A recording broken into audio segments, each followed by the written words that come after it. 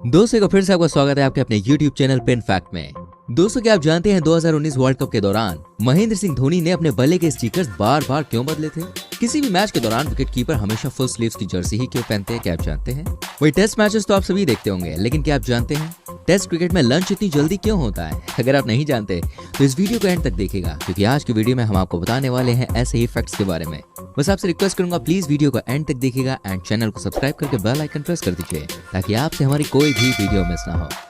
Number 4, early timing of lunch in test cricket. दोस्तों आप सभी टेस्ट क्रिकेट देखते ही होंगे, और नहीं भी देखते हैं तो आप देखने लग जाएंगे, क्योंकि फिलहाल टेस्ट मैच का ही सीजन चल रहा है और हमारी भारतीय टीम भी ऑस्ट्रेलिया में टेस्ट मैच की सीरीज खेलने में व्यस्त है। आप जब भी दोस्तों कोई टेस्ट मैच देखते होंगे तो उसमें आपने अक्सर देखा होगा लंच जो होता है वो सुबह 11:30 के आसपास हो जाता है और टी ब्रेक करीब 2 बजे के आसपास होता है। लेकिन क्या कभी आपके मन में एक ख्याल आता है कि क्रिकेट में लंच और टी ब्रेक आम समय से पहले क्यों हो जाता है? मतलब कि हम भारतीय या कहा जाए किसी भी देश के नागरिक लंच करीब 1 से 2 के बीच ही क्यों करते हैं और चाय का समय करीब 4 बजे के आसपास ही क्यों होता है? दोस्तों जब बात क्रिकेट की आती है तब इन दोनों समय से करीब 2 घंटे पहले ही लंच और टी ब्रेक हो जाता है। और ऐसा इसलिए क्योंकि चाहे क्रिकेट हो या फिर कोई भी खेल हो, उसमें खेलने वाले खिलाड़ियों को हमेशा एक स्टेबल डाइट फॉलो करनी होती है जो कि उनकी टीम के लिए एक्सपर्ट्स द्वारा फिक्स की जाती है। और उस स्टेबल डाइट का अपना एक समय होता है जो आम दुनिया से अलग होता है। अब या तो मैच के बीच में ही लंच की जरूरत पड़ती है, तो हमेशा इस बात पर ध्यान दिया जाता है कि खिलाड़ियों को किसी भी प्रकार से उनका खाना खाने में देरी ना हो। और दुनिया भर में जो भी खिलाड़ी इंटरनेशनल लेवल पर स्पोर्ट्स से जुड़े हुए हैं, उनका लंच या फिर ये कहें डाइट लेने का आइडियल समय 11 से 12 के बीच का ही होता है, क्योंकि सुबह 8 बजे वो अपना नाश्ता कर चुके होते हैं और बॉडी में निरंतर स्टैमिना बनाए रखने के लिए उनका समय पर लंच लेना बहुत जरूरी है। और शायद यही वजह है कि क्रिकेट में बाकी दुनिया से अलग सुबह 11:30 बजे का समय लंच के लिए निर्धारित किया गया है, जो कि 40 मिनट के लिए चलता है। दोस्तों जहाँ तक बात भारतीय समय के अनुसार 2 बजे होने वाली टी ब्रेक की है, तो वो 2 बजे इसलिए होता है क्योंकि उसके बाद सिर्फ 3 घंटे का खेल बचता है और ऐसे में 4 बजे टी ब्रेक करने का कोई सवाल पैदा नहीं होता, क्योंकि 4 बजे के 1 घंटे बाद खिलाड़ियों को मैदान से वापस जाना पड़ता है। Number 3, wicket keeper always wearing full sleeves Jersey. दोस्तों अगर आप सभी क्रिकेट के हर पहलू पर नजर रखते हैं तो आपने किसी भी मैच के दौरान अक्सर ये बात नोट की होगी कि जो विकेट कीपर होता है वो विकेट कीपिंग के दौरान ज्यादातर फुल स्लीव्स की ही जर्सी पहनता है। लेकिन क्या कभी आपने सोचा है कि भाई ऐसा होता क्यों है और क्या विकेट कीपर का फुल स्लीव्स की जर्सी पहनना किसी नियम के तहत आता है? वेल दोस्तों इससे पहले कि हम सभी आगे बढ़े, मैं आपको ये बात बताना चाहता हूँ कि आईसीसी की रूल बुक में विकेट कीपर की जर्सी कैसी होगी इसका कोई भी रूल नहीं है। मतलब यह है कि विकेट कीपर अपनी मर्जी के हिसाब से कैसी भी जर्सी पहन सकता है। तो अब आपको ये समझ में आ रहा होगा ऐसा कोई भी नियम नहीं है, लेकिन फिर भी सवाल उठ रहा होगा कि ज्यादातर विकेट कीपर फुल स्लीव्स की जर्सी क्यों पहनते हैं? दोस्तों ऐसा इसलिए है क्योंकि फुल स्लीव्स उन्हें और उनकी एल्बो को कटने और छिलने से बचाती हैं।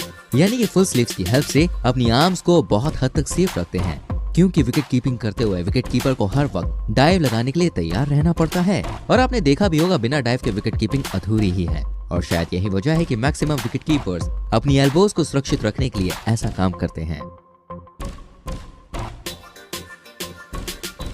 Number 2, Dhoni changing his bat stickers during world cup 2019। दोस्तों जैसे कि आप सभी जानते हैं कि भारत के पूर्व कप्तान या कहा जाए भारत के सबसे लोकप्रिय खिलाड़ियों में से एक महेंद्र सिंह धोनी 2020 में ही इंटरनेशनल क्रिकेट को अलविदा कह चुके हैं। हम सभी ने उन्हें इंटरनेशनल क्रिकेट खेलते हुए आखिरी बार वर्ल्ड कप 2019 के समय देखा था।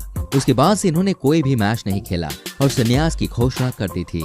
लेकिन क्या आप सभी ने इस बात पर गौर किया कि धोनी ने वर्ल्ड कप 2019 के दौरान अपने बल्ले पर अलग अलग कंपनियों के स्टिकर्स का इस्तेमाल क्यों किया था, जो कि अमूमन क्रिकेट में देखने को नहीं मिलता है? खैर आप सोच रहे होंगे आखिर उन्होंने ऐसा क्यों किया, तो यही मैं आपको बताने जा रहा हूँ कि इसके पीछे ऐसा कौन सा रीजन था जो उन्हें अलग अलग कंपनियों के स्टिकर्स का इस्तेमाल करना पड़ा।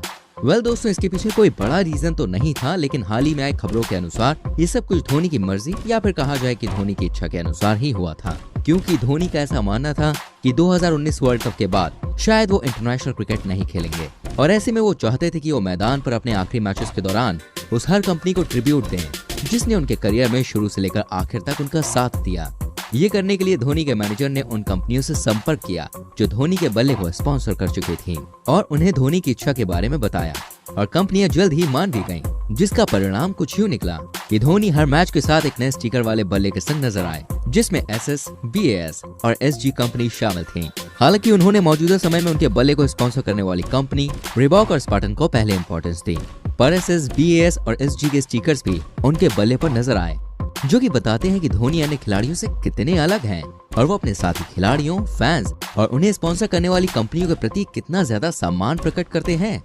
दोस्तों एक बात और, धोनी ने इन कंपनियों से ज्यादा पैसा भी नहीं लिया था, यानी कि उन्होंने रिबॉक और स्पार्टन के मुकाबले SS, BAS और SG कंपनियों से कम पैसा लिया था, जो कि उनकी अच्छी सोच के बारे में बताता है।